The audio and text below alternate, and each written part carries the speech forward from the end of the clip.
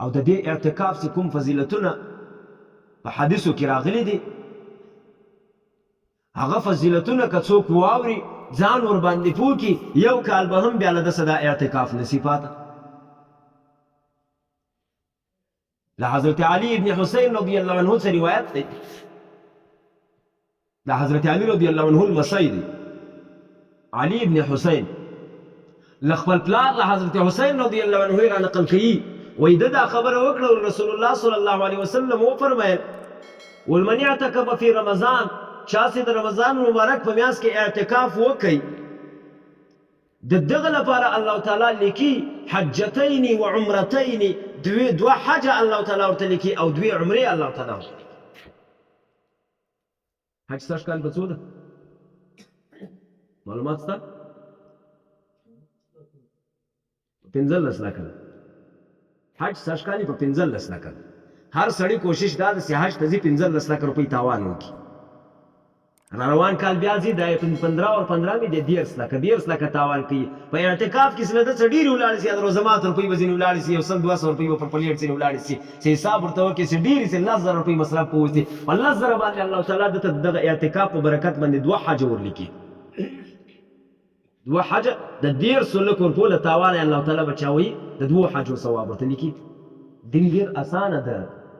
دا داسې مه وایه چې دا مولوي صاحب چې له ځانه لګیا ده دا له حدیثو لګیا یم له ځانه نه یم لګیا دا یوه دوې دانې عمرې الله تعالی ورته لیکي عمره نن سبا سي ارزانه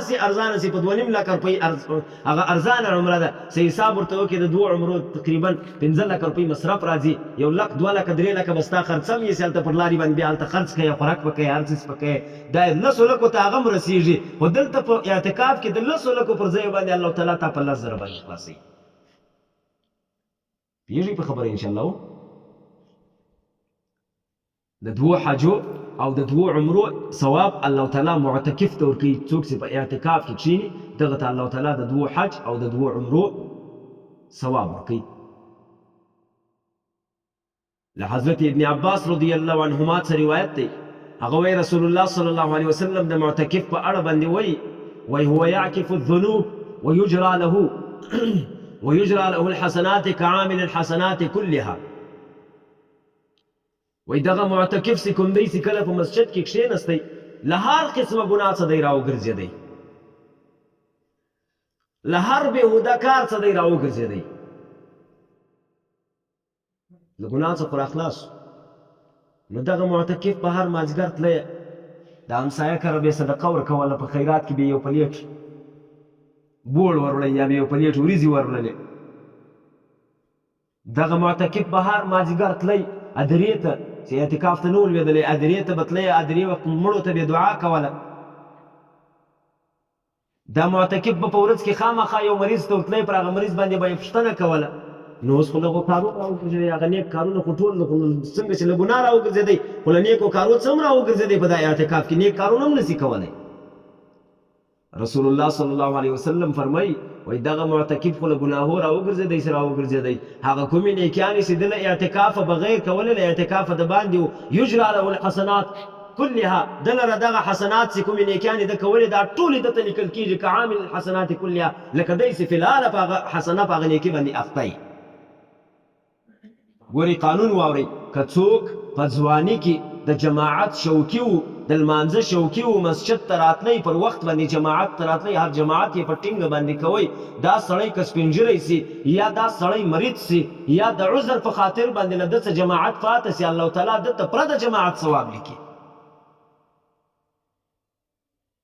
دا رقم دغه معتکف له اعتکافه د باندې چونکې خیرات کوئ عیادت یې کوئ تلی هدیرې ته دعاوې یې کولې له جنازې سره تلی اوس د هغه جنازې څه پاته ده دا ټول ثوابونه دته الله تعالی دته په اعتکاف کې لیکي ځکه چې دی له هغو کارو رابند ده له هغو نیکو کارو خو که دی چیرې خلاص وای ده کول هغه کارونه په دې وجه باندې الله تعالی هغه نیکیانې دته دلته لیکي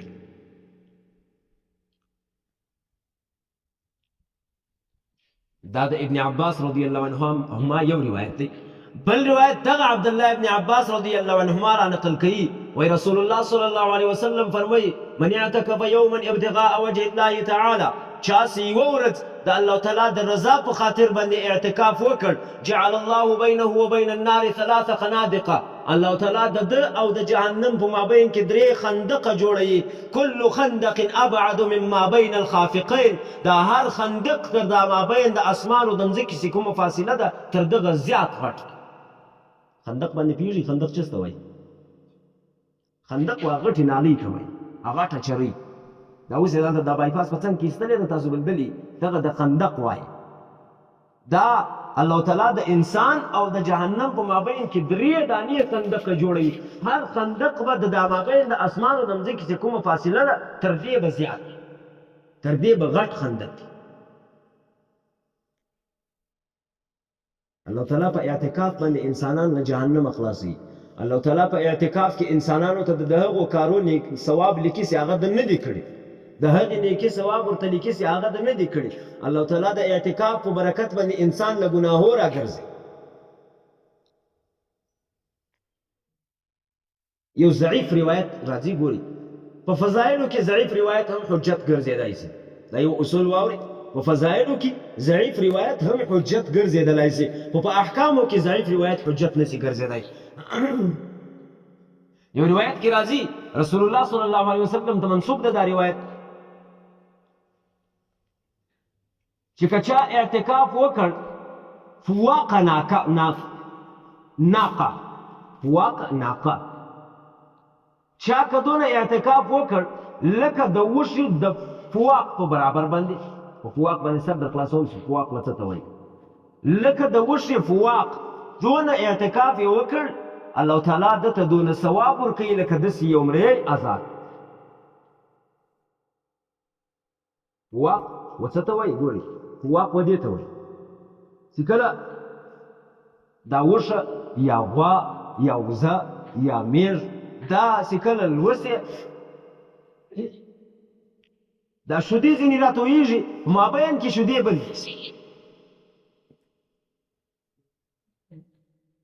او د دغه حیوان چې کوم تیان دی هغه تیان خالي سي بیا دا د لوسلو والا چې کوم ورته ناست ده دا د څه سړي اوبه راواخلي هغه تیان یې څه ور پرېمینځي ور لاندې کړي څه یې ور ومړ شي هغه دغه یې ورمړ شي د څه لپاره چې شیدې بېرته کې راویښ سي دلته چې د شیدې راتوی کړلې شیدې بندې سولې داسې دا کار په ولره اوبه یې ور واچولې څه یې لمدې کړلې لاندې یې کړو دا تیان هغوی یې سره ومړشل شیدې پکې راویښېږي بېرته چې دی رالوسي د دا 2 وارې لوسلو په مابین کې چې څونه فاصله راغلې ده دونه فاصله نفلي اعتکاف که چا وکړ الله تعالی دغه سړي ته دونه اجر ورکوي لکه دی چې یو مری آزاد پوهېږئ په خبره باندې انشاءالله و د اعتکاف ډېر فضیلتونه دي ما تاسو ته وویل چې د اعتکاف د فضیلت لپاره د رسول الله صلی الله علیه وسلم دغه عمل کافي ده چې دا همیشه کړی ده یو وخت یې هم نه ده پرېښی د اعتکاف برکات څه دي ګوري د اعتکاف برکت دا دی چې کوم نفلونه تا په عامو حالاتو کې نه دي کړي هغه د اعتکاف په شپو کې کوی سي په ټول وخت باندې د اشراق لمونځ نه یې کړی لیکن د اعتکاف په ورځو کې د اشراق لمونځ ته کوې په ټول وخت باندې د څاښت لمونځ نه یې کړی لیکن د اعتکاف په شپو کې د څاښت لمونځ ته کولی سي په ټول وخت باندې اوابین د ماښام له جماعته بعد 6 رکعاته نه یې کړي لیکن د دغه اعتکاف په شپو کې دغه 6 رکعاته کولی سي د اشراق د لمانځه په اړه باندې حدیث کې راځي رسول الله صلی الله علیه وسلم فرمایي وایي څوک چې د اشراق لمونځ هره ورځ وکړي هره ورځ نه بلکې یوه ورځ یې وکړي هم دته الله تعالی یو حج او یوه عمره لیکي په حدیث په پای کې دا فرمایي ګوري تامتن 3 وار یې لیکلي دي 3 وار یې دا ویلي دي وایي د پوره حج ثواب الله تعالی د اشراق د لمانځه په اړه باندې فرمایي او د